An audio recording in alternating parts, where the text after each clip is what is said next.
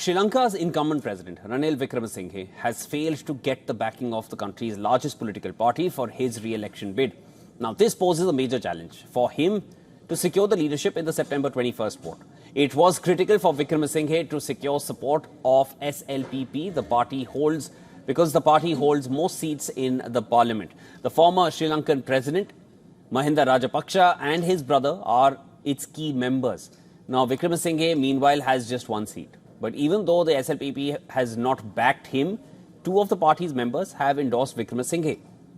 State ministers Shehan Semasinghe and Premit Tenakun have expressed their support for the president. In a social media post, Semasinghe emphasized that under Wickremesinghe's leadership, Sri Lanka has made significant strides in overcoming the most severe crises in history. Meanwhile, Tenakun has said that regardless of the decision made by the SLPP's political bureau, the majority of parliamentary members, including him, will continue to support him in the upcoming election. This raises the question, going ahead, is the SLPP looking at a possible split over support for Wickremesinghe? Nonetheless, despite lacking the support of the SLPP, the incumbent is not out of the race, not yet, as he's contesting as an independent candidate now. But it would be a blow to his candidacy if the other opposition parties end the support.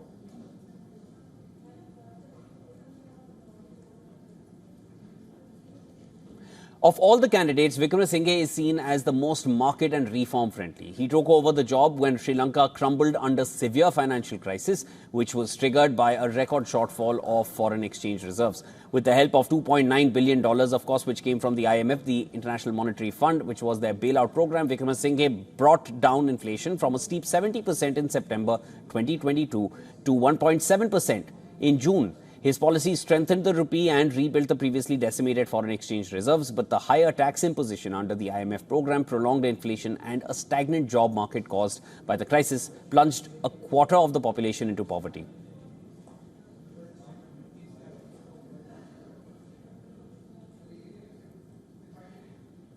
Cash-strapped Sri Lanka will hold its first election since 2022 when it plunged into the economic bankruptcy.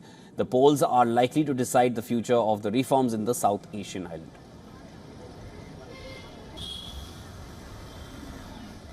The main opposition party, SJB, and Marxist JVP leaders Sajith Premadasa and Anur Kumar Dissanayake are also vying for the post. Candidates have until August 14th to post the non-refundable deposits to the Election Commission and submit their nominations a day later.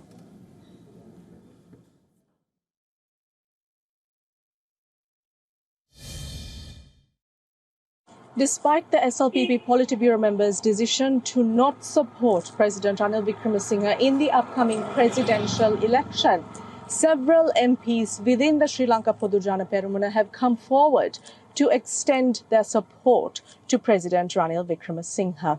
Now, this is an indication that the SLPP in itself is in a divisive state regarding whom to support for the upcoming presidential election.